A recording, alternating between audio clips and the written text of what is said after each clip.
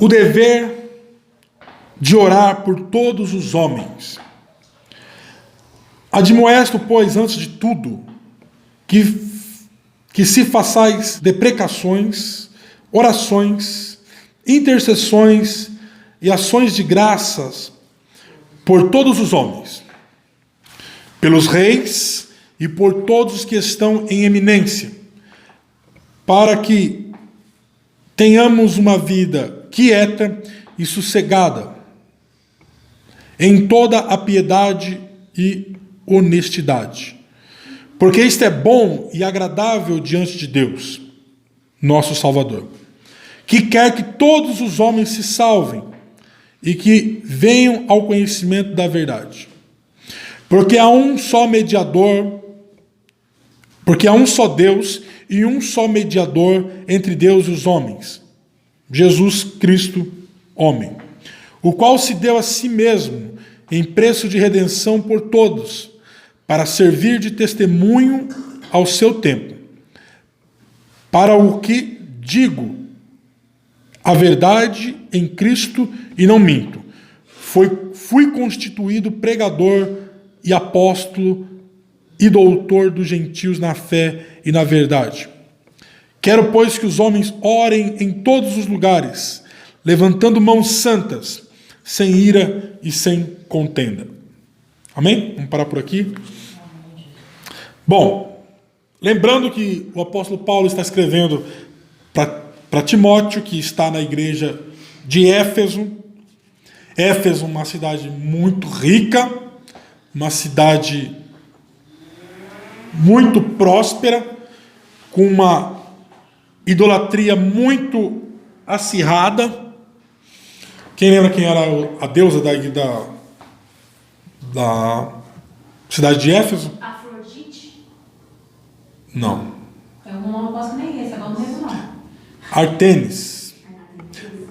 Artemis era a versão grega e romana era a Diana. É a mesma pessoa, a mesma divindade deles lá, mas na versão grega Artemis e na versão romana Diana.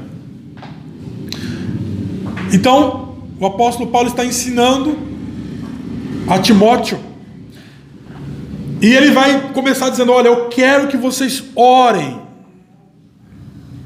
por todos os homens.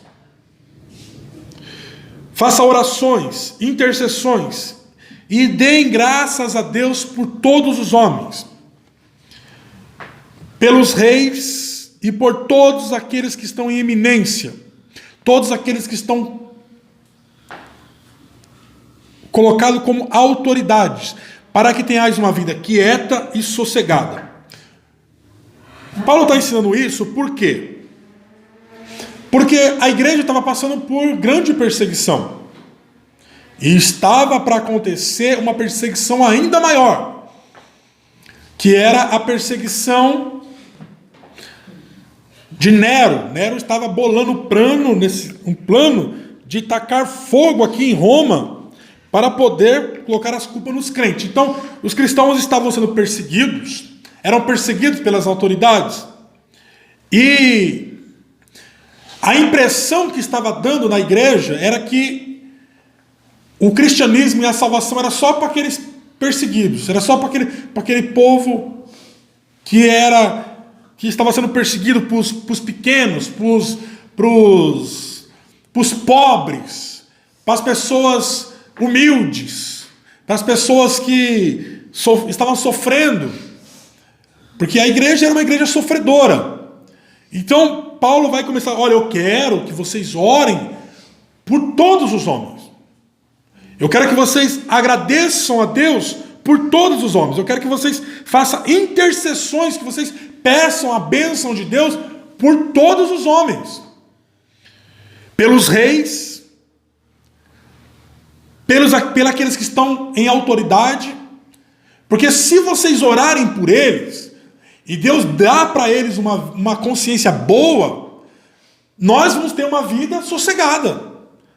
Eles estão em outra palavra, eles estão dizendo, eles estão nos perseguindo porque eles não têm uma mente boa, eles têm uma mente perturbada, vamos dizer assim. Mas, se eles forem abençoados e Deus dá para eles um entendimento de como governar, então nós teremos uma vida boa. Então aqui nós começamos a aprender aqui. Nós devemos orar pelos nossas autoridades, pelos nossos presidentes, né, é um só, nossos governadores, os prefeitos, os deputados, os senadores, prefeitos, vereadores, todas essas pessoas, policiais, essas pessoas que estão na autoridade do nosso país, porque se eles tiverem uma mente boa, forem visitados por Deus, e Deus o agraciar com uma mente boa, e eles servirem bem, nós seremos abençoados. Não é verdade? Um governo que cuida do seu povo, o povo é abençoado. Então Paulo está dizendo aqui, olha, para que tenhamos uma vida quieta e sossegada, em toda a piedade, porque isso é bom e agradável diante de Deus. Deus gosta disso. É agradável diante de Deus de que os homens orem pelas suas autoridades, porque quer que todos se salvem, todos os homens se salvem e venham ao conhecimento da verdade. Esse versículo de número 4 é usado, né, muito frequentemente para afirmar que Deus quer que todos os homens se salvem, que Deus tem um plano de salvação na vida de todas as pessoas do mundo, tá? E aparentemente, se a gente lê fora de contexto, se nós tivermos uma hermenêutica fraca, nós vamos entender isso mesmo, que quer que todos os homens se salvem. Aí, ó, tá vendo aí? Ó, vocês falam aí que Deus escolhe alguma, mas está dizendo aqui que Ele quer que todos os homens se salvem. Mas, se nós olharmos com mais atenção, o que Paulo está dizendo? Ele está dizendo para a igreja que Deus salva pessoas de todas as classes sociais. Independentemente da posição social que a pessoa tiver, Deus vai salvar. Deus pode salvar tanto o rico, como o pobre, como o escravo, como o livre, como o patrão, como o dono de escravo.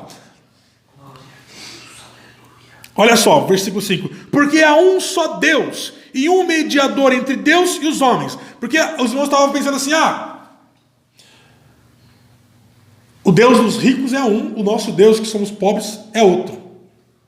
O Deus do rico que salve eles. Não, mas Paulo está falando assim, olha, a mesma porta que você que é pobre precisa entrar, o rico também precisa entrar. E isso servia também para os ricos da igreja, porque era uma igreja próspera, uma igreja que tinha riqueza. Paulo está dizendo assim, olha, irmãos prósperos, o mesmo Deus que te salva é o mesmo que salva o pobre. É o mesmo Deus. É um único Deus. Então, a importância, irmãos, de nós orarmos pelas autoridades, pedirmos orientação para Deus, né? Hoje nós podemos fazer muito mais que orar. Nem estava programado para falar isso, mas eu vou falar. Porque naquela época aquele povo só podia orar pelas autoridades. E olha só, falar para um povo com raiz judaica que eles tinham que orar pelas autoridades era meio complicado. Porque quem era a autoridade? Os romanos. Os romanos dominavam Israel. Suplantavam ali. Tanto que o povo esperava o Messias, o libertador. Espera até hoje lá, né?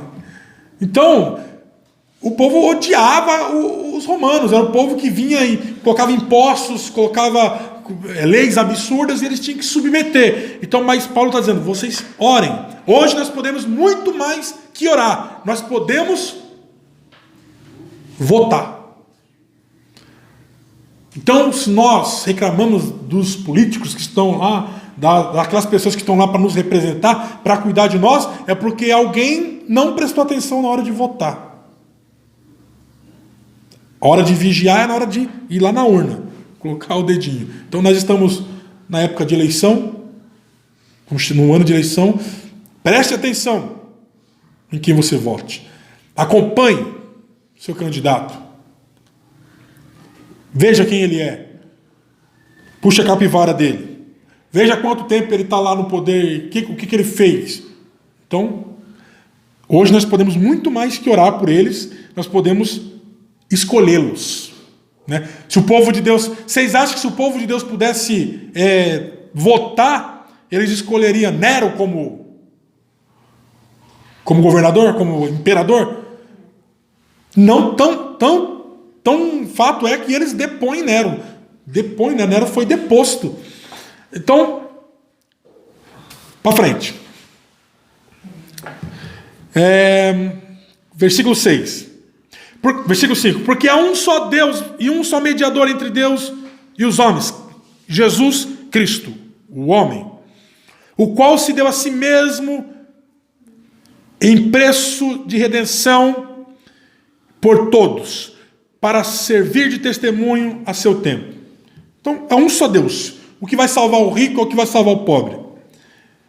Para o que digo em verdade em Jesus Cristo, para o que digo a verdade em Jesus Cristo e não minto, fui constituído pregador e apóstolo e doutor dos gentios na fé.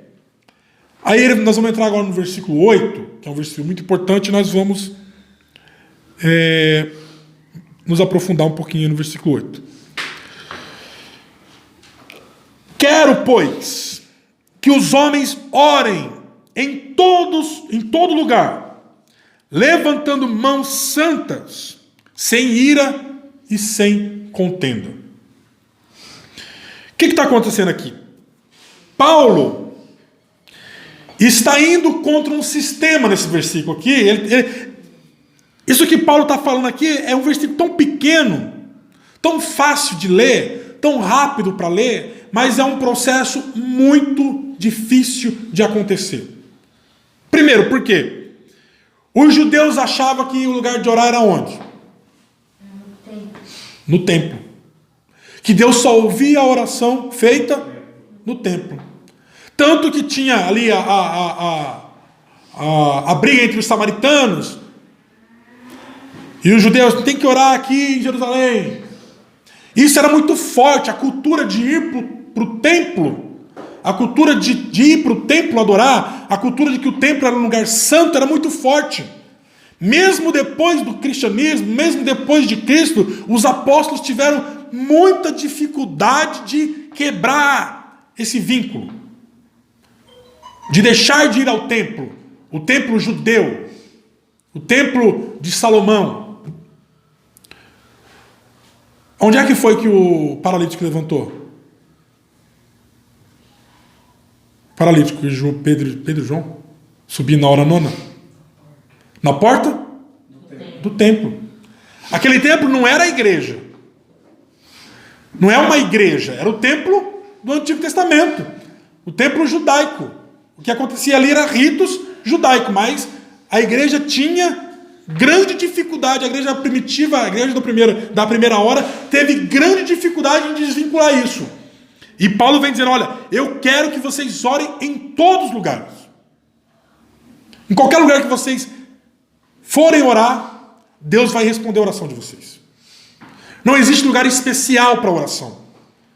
Não existe lugar que Deus atende mais a sua oração. Não existe lugar especial para orar, mais perto de Deus. Não existe. Aqui na igreja, tem o mesmo, a oração que você faz aqui na igreja tem o mesmo efeito que você faz na sua casa, tem o mesmo efeito que você faz no monte, tem o mesmo efeito que você faz dentro de um ônibus, indo trabalhar, que você fecha o seu pensamento com Deus e ora em todos os lugares. Aí os judeus tinham o costume de orar com as mãos levantadas, olhando para o céu. Todo judeu orava assim, né? Aí o que parte para o segundo quesito. Eu quero que vocês orem em todos os lugares, levantando mãos santas, sem ira e sem contenda. Paulo pegou no espinho aqui, porque o povo orava, os judeus oravam, o Senhor olhando para o céu. Ó Pai, te dou graça porque eu não sou como esse miserável que está aqui no chão, que peca. Né? Eles faziam assim. Só que Mãos aqui não quer dizer que a mão é pecadora. Não quer dizer que a mão é pecadora. Mãos está ligado ao quê? A obras. Obras. Eu quero que vocês orem levantando as mãos santas. Eu quero que vocês orem com obras santas. Não é só orar, não é só ter o hábito de orar. As suas ações têm que ser santas. Mãos santas, obras santas. Vocês têm que orar? Vocês têm que orar. Aonde? Aonde vocês quiserem. Aonde vocês tiverem a oportunidade. Aonde vocês tiverem a necessidade. Vocês têm que orar. Aonde vocês sentirem no coração, eu preciso orar, vá e ore. Mas as suas obras precisam ser santas, sem ira e sem contenda.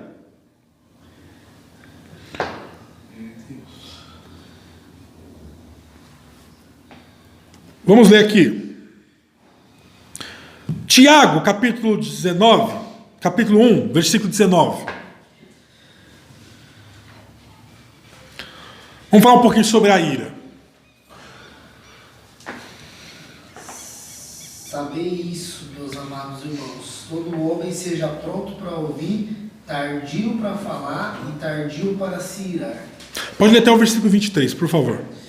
Pois a ira do homem não opera a justiça de Deus, pelo que, despojando-vos de toda a impureza e de todo o vestígio do mal, recebei com mansidão a palavra em vós implantada, a qual é poderosa para vos salvar. E sede praticantes da palavra, e não somente ouvintes, enganando-vos a vós mesmos. Se alguém é ouvinte da palavra e não praticante, é semelhante ao homem que contempla no espelho o seu rosto natural e... No 24 também, né? Que você falou, tá 23? Pode ler o 24. Depois de contemplar a si mesmo, vai-se e logo se esquece de como era. Amém. Olha só, irmãos. Nós vamos falar... Acha aí para nós, por favor. Ó, alguém acha aí Efésios 4, 31. Filipenses 2, 3. Vamos falar um pouquinho sobre esse texto aqui que a gente leu. Por que Paulo está falando isso aqui? Eu quero que vocês orem com as mãos santas, com obras santas, sem ira e sem contenda. Será que tinha gente que orava, mas era iracundo? Tinha obras que não era santa? Com certeza tinha. Será que tinha gente que orava, mas era irado, ficava irado por qualquer coisa? Com certeza tinha. Olha só o texto que o irmão Michel leu. Vamos meditar um pouquinho aqui. Eu vou ler na minha versão aqui, que é um pouquinho coisa mais diferente do que a dele. Portanto, meus amados irmãos, todo homem seja pronto para ouvir, tardio para falar e tardio para se irar. Ah, mas eu tenho pavio curto. Porque a ira do homem não opera a justiça de Deus. Se ele está falando aqui para a gente, isso aqui é nosso autocontrole. Nós precisamos ter autocontrole da nossa vida. Pelo que, rejeitando toda a imundícia e superfluidade, acho que essa palavra está errada aqui na minha... e malícia, recebei com mansidão, olha só, aí como isso aqui é profundo, recebei com mansidão a palavra em vós enxertada.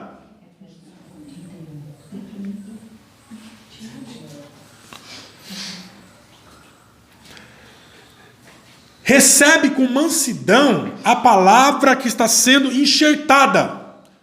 A palavra está falando o que é para fazer? Está falando que é para a gente ter autocontrole. Ser o quê? Apto para ouvir. Ouvir primeiro. Tardio para falar. E tardio para se irar.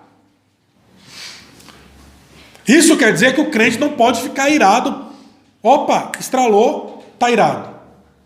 Aconteceu a primeira coisa, está irado. Não pode. Olha só a palavra aqui. Recebei com mansidão a palavra em voz enxertada, a palavra em voz colocada. O crente precisa receber com mansidão a palavra que está sendo pregada, a palavra que está sendo ensinada. Não quero nem saber. Não quero nem saber. Não. A palavra em voz enxertada, o qual pode salvar a vossa alma. E sede cumpridores da palavra. É para a gente cumprir a palavra. E não somente ouvintes. Irmãos, quantas vezes a gente já não ouviu a palavra? Quantas vezes tem coisas que você pode deixar de fazer, mas a gente não deixa de fazer. E a gente está ouvindo a palavra. A palavra. Só que acontece uma coisa chamada cauterização da mente. Você ouve a palavra, você gosta da palavra, mas você não cumpre a palavra. Você gosta de ver o outro cumprir. Você gosta de ver a pessoa cumprir a palavra, mas você cumprir. Então ele está falando aqui, ó, não seja ouvinte, seja praticante. Versículo 27, 22 aqui. E sede cumpridores da palavra e somente ouvintes, enganando. Olha só, quem que você está enganando? A pessoa acha que está enganando o pastor. Está enganando quem? Está enganando o pastor? O versículo está dizendo aqui, ó. Sede cumpridores da palavra e não somente ouvintes, enganando a vós mesmo, com falsos discursos. Porque se alguém é ouvinte da palavra e não cumpridor, é semelhante ao varão que contempla o espelho, o seu rosto natural. Depois esquece. Quem leu aí, achou aí Efésios 4? Eu. Efésios 4? Eu. Então vai. 31. 31. Então vai. Quem alguém mais achou, pode ler. Achei. Toda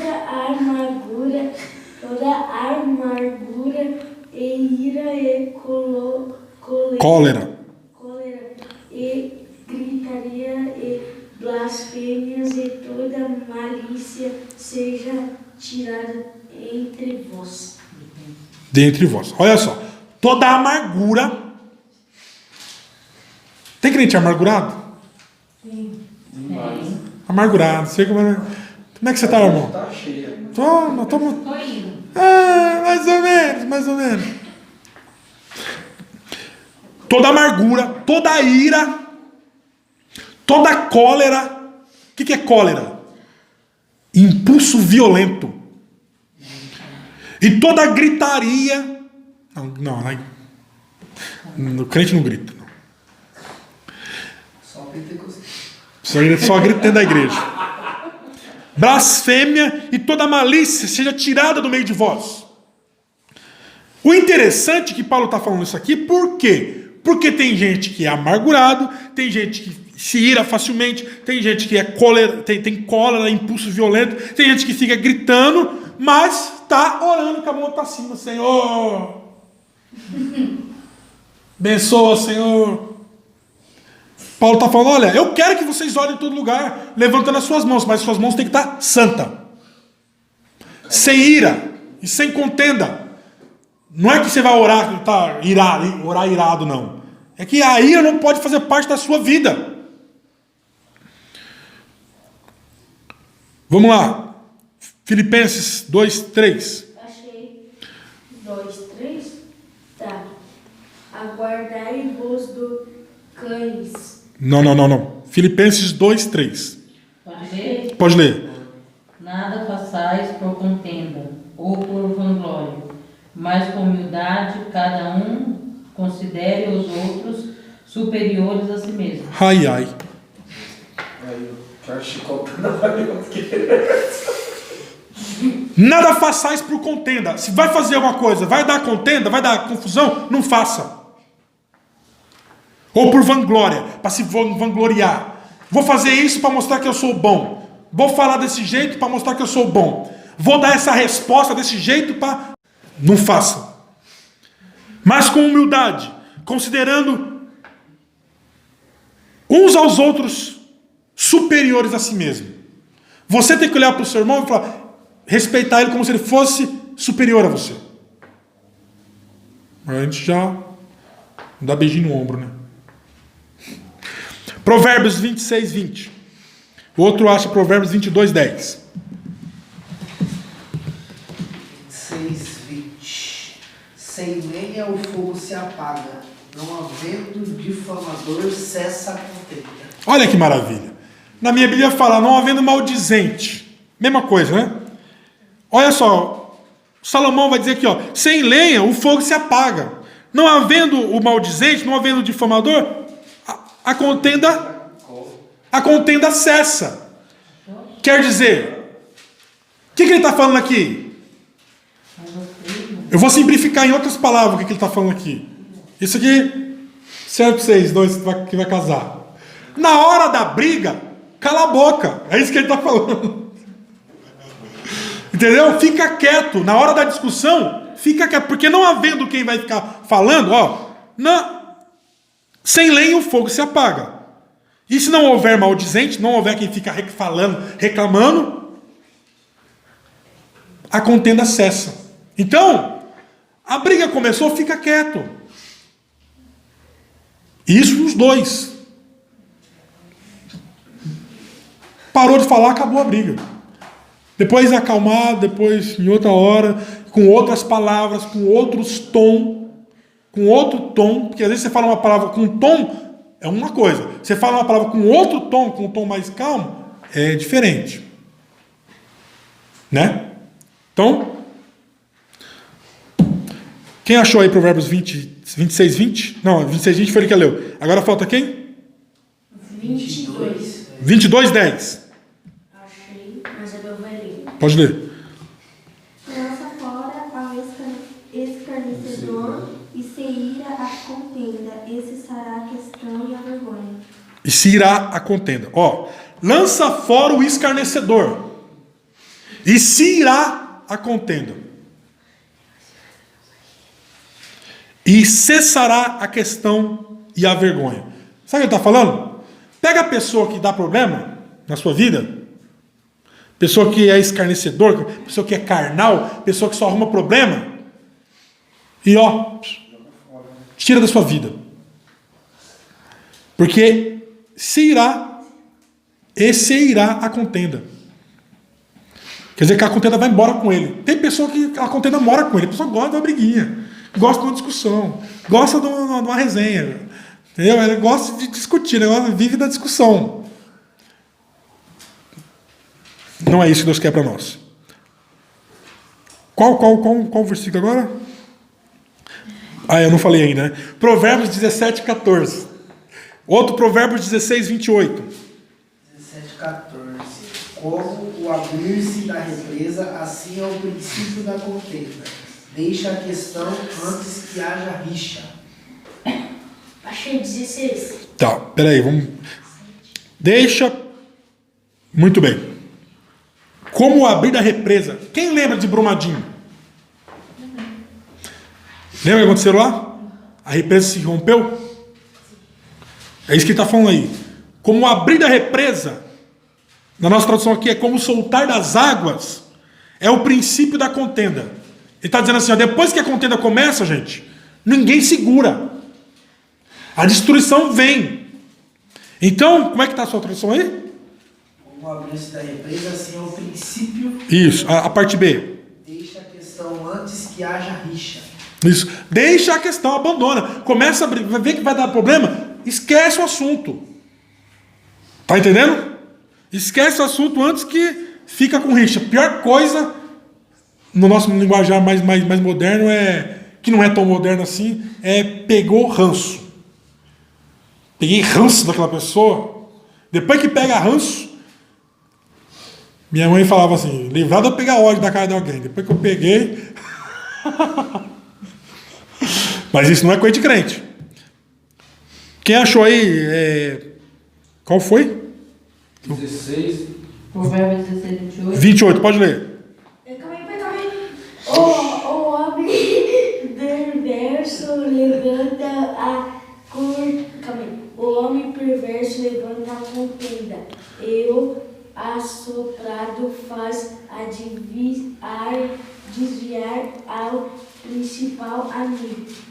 Alguém lê aí para mim, por favor. Tá errado algumas O palavras. homem perverso espalha contendas, e o difamador separa amigos íntimos. Olha só. O homem perverso levanta contenda. Sempre tem aquela pessoa que fala, né? Eu não ia te contar não, mas eu acho que você merece saber. Não é que ela gosta de você. Não é que ela gosta de você. Está contando porque ela gosta de ver o circo pegar fogo. E o difamador separa maiores amigos. Tem um outro versículo que fala assim: o que lembra a questão separa maiores amigos. Isso quer dizer o quê? Que uma hora ou outra alguém vai pisar na bola com um amigo. Os amigos podem pisar na bola. Mas aquele que fica sempre lembrando, você lembra do que ele fez para você? Faz 10 anos que aconteceu, faz 20 anos que aconteceu, mas a pessoa está lembrando ainda. Lembrando ainda. Passado. Lembrando ainda. Provérbio, vou ler aqui, Provérbio 13, 10. Da soberba só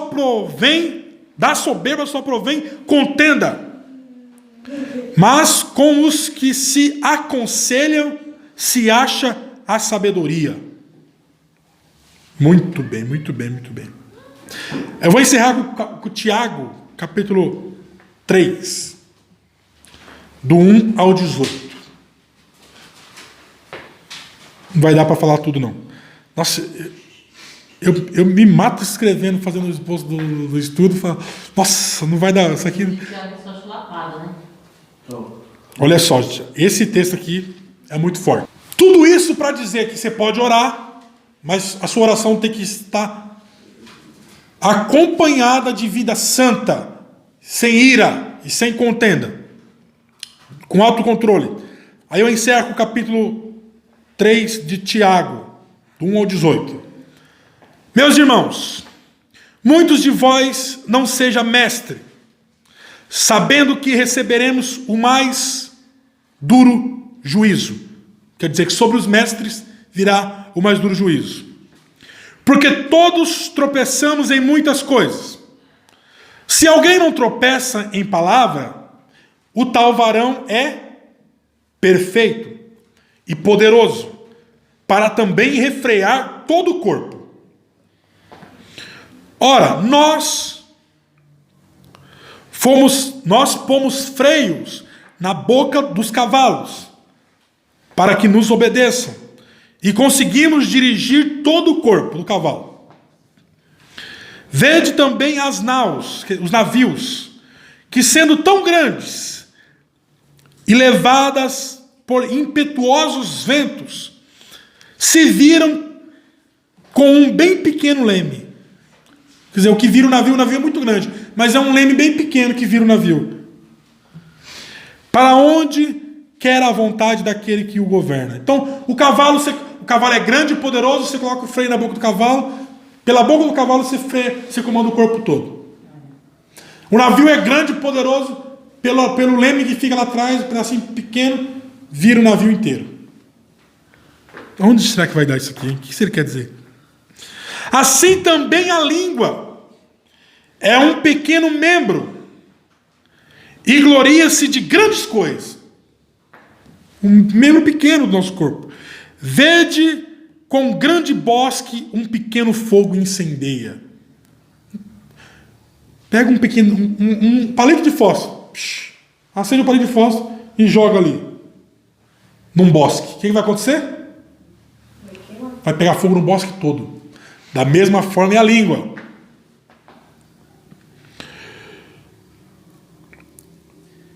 A língua, versículo 5? 6. A língua também é um fogo, como mundo de iniquidade. A língua está posta entre os nossos membros e contamina todo o corpo, e inflama o curso da natureza, e é inflamada pelo inferno. Coça, né? A língua coça, eu vou falar. Vou falar e não vou. E a mente da gente fica procurando as palavras mais afiadas para falar. As respostas mais mirabolantes. As que vai levar o ego da gente lá para cima. A forma mais aguda de falar. Nesse momento, quem está inflamando ela é o chifrudo. Vai, isso aí, essa palavra. Tem essa palavra aqui mais... Faz você lembrar as palavras mais... Não chama de idiota, não. Chama de... Né, inflamada pelo inferno. Porque toda a natureza, tanto as bestas feras como a erva, tanto como os répteis, como os animais do mar, se amansam e foi domada pela natureza humana. Mas nenhum homem pode domar a língua. Né? Você doma o leão, doma o golfinho, doma lá a baleia orca lá, mas a língua... Mas o crente precisa dominar. Me ajuda aí, onde que eu estou? 8. Mas nenhum homem pode domar a língua. É um mal que não se pode refrear. Está cheia de peçonha mortal, de veneno mortal. Com ela, bendizemos a Deus e Pai. E com ela amaldiçoamos os homens, feito a imagem e semelhança do Senhor. Tá certo isso aí, não? Não. Como é que a gente louva a Deus? Louvado seja Jesus o Cristo. Diabo! Mesma língua. Inferno. Misericórdia. Versículo 10. De uma mesma boca procede bênção e maldição. Meus irmãos, não convém que isso assim faça. Isso está errado. Na mente da boca de um servo de Deus tem que só sair bênção, nunca jamais maldição.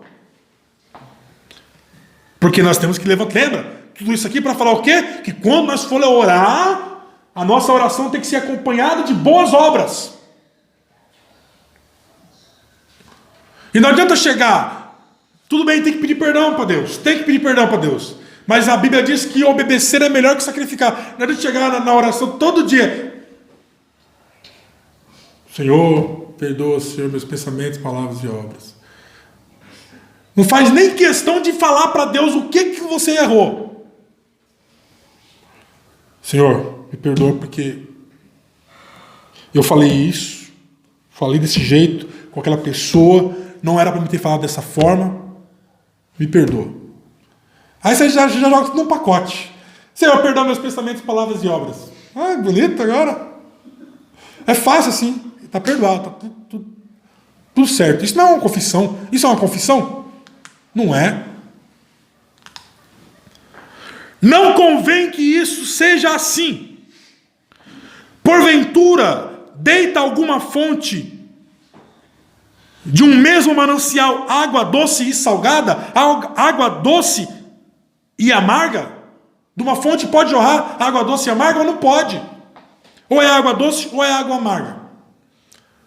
Você é uma fonte doce ou uma fonte amarga?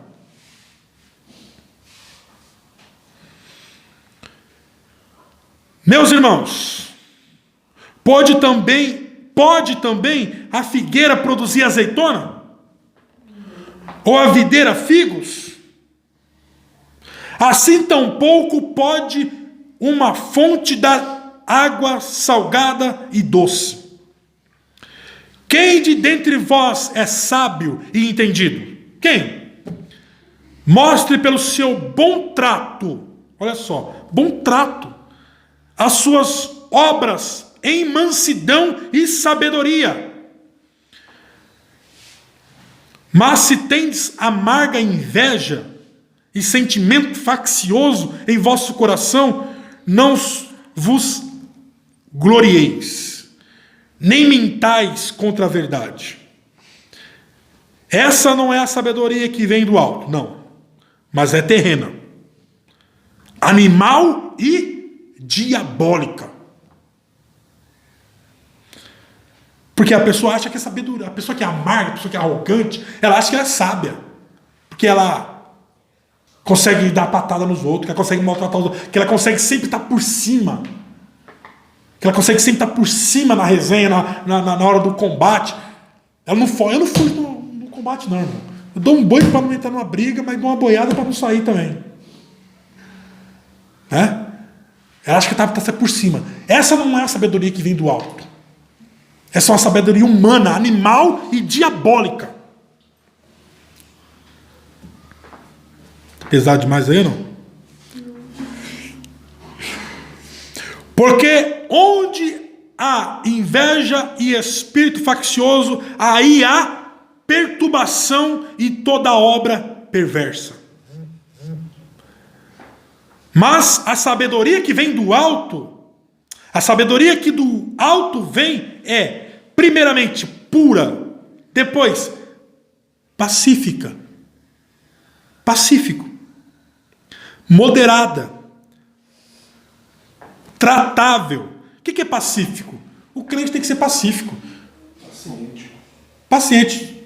O crente tem que ser, na hora que o circo está pegando fogo, o crente é aquele que vai lá e apaga o fogo. Acalma a tempestade. Que acalma a tempestade. Moderado, tratável. É fácil de tratar com a pessoa. Cheia de misericórdia e de bons frutos. Sem parcialidade. Ah, não. Parcialidade. O que é parcialidade? Não, eu gosto do irmão Felipe, então eu vou dar um boi para ele. Eu vou ajudar ele contra o outro. Ah, eu gosto não gosto de você, então não vou dar razão para você. Não, sem parcialidade. Você nos envolve um com o outro. Exatamente. Onde que eu estou, gente? 17, última frase. E sem hipocrisia. Sem hipocrisia. Ah, queridinha, como você é amável. Aí a pessoa vira as costas. Eu suporto essa víbora. Essa cobra. E o último. Sem hipocrisia. Ora, o fruto da justiça é... Desculpa. Ora, o fruto da justiça semeia-se na paz para os que exercitam a paz. Glória a Deus. Amém. Terça-feira que vem continuaremos no capítulo 2. Vamos falar sobre a segunda parte. Como as mulheres se ataviam. Amém?